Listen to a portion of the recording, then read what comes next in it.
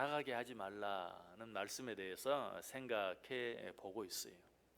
마음을 완악하게 한다는 것은 여러 가지 태도가 있는데 그 가운데 대표적인 한 가지 태도가 하나님을 시험하는 것이다 라고 말씀드렸죠. 우리는 어떤 경우에도 하나님을 시험해서는 안 된다. 자, 그런데 하나님을 시험한다는 것은 어떻게 하는 것을 말한다고 했습니까? 지금까지 네 가지 생각해 보았어요. 첫 번째는 하나님을 불신하는 것이, 하나님을 완전히 신뢰하면 하나님을 시험할 리가 없죠. 그러므로 하나님을 시험하는 것은 곧 하나님을 불신하는 것이다. 두 번째는 하나님을 시험한다는 것은 하나님을 믿으면서도 다른 어떤 것을 하나님과 똑같이 함께 믿는 것. 그래서 하나님 이렇게 안 해주시면 나 이렇게 할 거예요. 하나님 이렇게 안 해주시면 나 누구한테 갈 거예요 하는 이런 태도, 이런 태도가 하나님을 시험하는 것이다. 세 번째는 분명 하나님 한 분만을 믿어요. 그러면서도 그 하나님께서 우리에게 주신 것, 특별히 구원, 영원한 생명, 이것에 대해서 온전히 감사하지 못하고 그 외에도 다른 것들을 너무 많이 바라는 것. 하나님 한 분만을 믿어요. 그래도 그 하나님이 내게 주신 구원으로 만족하지 못하고, 하나님 구원해 주셨으면 부자로 살게 해주세요, 건강하게 해주세요, 출세하게 해주세요. 하나님께서 이미 주신 것 외에 욕심을 많이 부리는 것, 이것도 하나님을 시험하는 것이다. 마지막 네 번째로 어떤 걸 생각해 보았습니까? 하나님의 은혜로 받은 구원을 하나님의 말씀으로 확인하려고 하는 것이 아니라 눈에 보이는 여러 가지 증거들로 확인하려고 하는 것. 방금 말씀드렸던 세 번째와 비슷한 것이, 내가 구원을 받은 것은 예수 그리스도를 믿음으로, 예수 그리스도를 나의 구주로 영접한 것으로 구원받은 것을 분명히 믿어야 되는데, 하나님의 말씀으로 그것을 확인하는 것이 아니라, 구원받았다면 내가 왜 이렇게 못 살아야 돼요? 잘 살아야 내가 구원받은 것을 확실히 믿을 수 있죠. 내가 구원받은 자라면 왜 아파야 됩니까? 내가 아프지 말아야 하나님이 나를 구원해 줬다는 사실을 내가 믿죠 하는 식으로 눈에 보이는 환경들로 하나님이 내게 주신 은혜, 하나님이 내게 주신 사랑, 하나님이 내게 주신 구원을 확인하려고 하는, 이것이 바로 하나님을 시험하는 것이다. 자, 그런데 하나님을 시험하는 일은 이것 외에도 또 있어요. 그것은 무엇인가? 하나님이 어떻게 하시나 보자 라고 하나님을 관망하는, 하나님을 탐지하는. 오늘 본문 뭐라고 말하죠? 그때 너희 조상들이 내가 행한 일을 보고서도 나를 시험하고 조사하였다.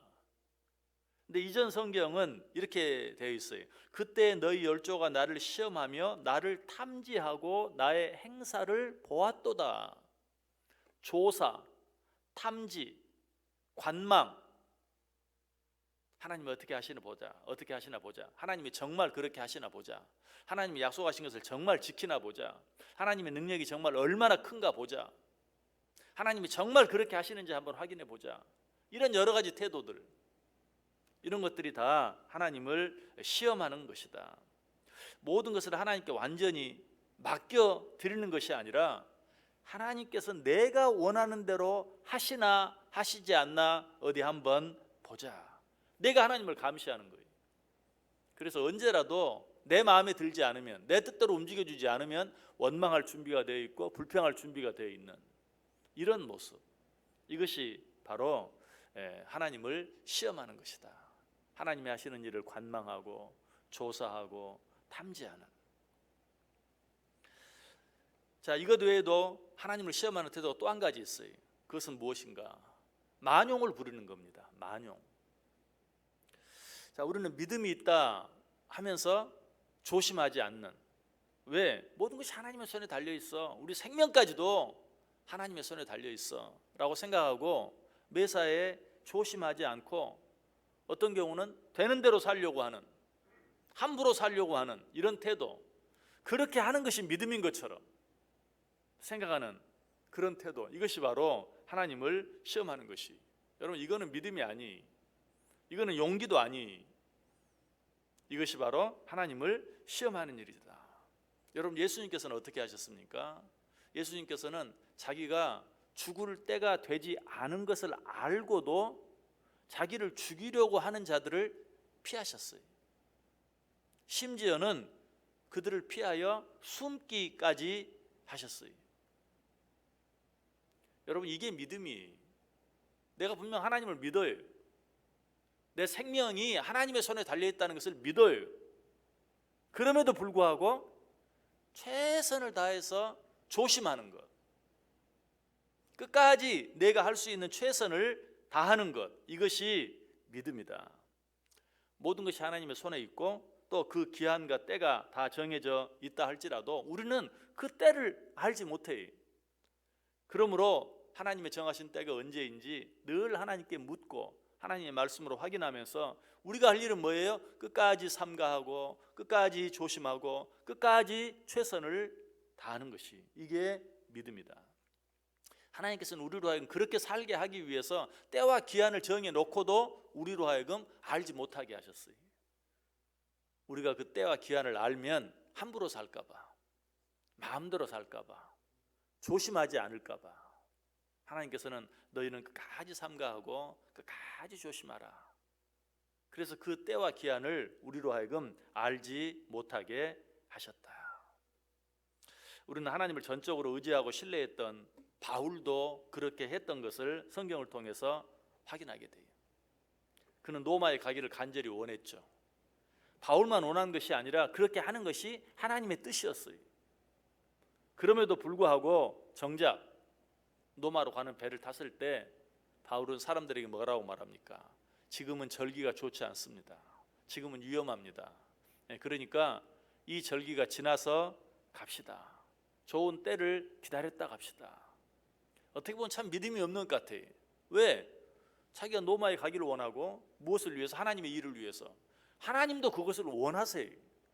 그러면 어때요? 담대하게 가야지. 아유, 잘못하면 폭풍을 만날 수 있습니다. 그러니 지금 가지 말고 조금 이따 가는 것이 좋겠습니다. 믿음이 없어 보여요. 그 성경을 보면 이 바울보다도 그 배를 항해하는 선주가 또는 선원들이 더 믿음이 좋은 것처럼 보여요. 그 선주와 선원이 뭐라고 말했어요? 아니다, 가자, 괜찮다. 조금만 더 가면 미항이라는 큰 항이 있다. 거기까지 가서 거기서 겨울을 보내는 게 좋겠다. 누가 더 믿음이 있는 것 같아요? 바울은 믿음이 없는 것 같고 선주와 선원들이 믿음이 더 있는 것 같아요. 결국 사람들이 선주와 선원의 말을 듣고 갔다가 어떻게 됐습니까? 유라울로라는 큰 광풍을 만나서 배가 다 쪼개지고 가지고 간 모든 짐은 다 바다에 버리고 간신히 목숨만 살아남는. 여러분, 믿음은 만용이 아니. 만용은 믿음도 아닐 뿐만 아니라 만용은 용기도 아니. 만용은 뭐다? 믿음을 핑계로 하나님을 시험하는 것이다. 진정한 믿음이 있는 자는 그렇게 살지 않아요. 모든 것이 하나님의 손에 달려있고 내 생명까지도 하나님의 손에 달려있다는 사실을 진정으로 믿는 자들은 어떻게 해요? 오히려 더 조심하고 오히려 더 삼가하고 오히려 더 기다릴 줄 알고 끝까지 내가 할 수 있는 최선을 다해서 하며 살아가는, 이것이 바로 진정한 믿음이다. 오늘 하루 어떻게 살기를 원하세요? 만용을 부리며 하나님을 시험하며 살기를 원하십니까? 그것은 마음을 완악하게 하는 것이, 진정으로 우리가 하나님을 믿고 하나님을 신뢰한다면 오늘 하루도 내가 할 수 있는 최선을 다하며 한 번 더 조심하고 한 번 더 삼가하고 한 번 더 하나님께 묻고 살아가는, 이것이 진정한 믿음이다. 오늘 하루도 하나님을 시험하려다가 망한 어떤 사람들과 같이 사는 것이 아니라 하나님을 믿는 자들답게 더욱더 삼가하고 조심하고 최선을 다해 살아드림으로 하나님을 기쁘시게 하고 그런 자들에게 약속된 은혜와 축복들을 누리며 살아가는 복된 하루 되시기를 주님의 이름으로 간절히 축원합니다. 기도하겠습니다.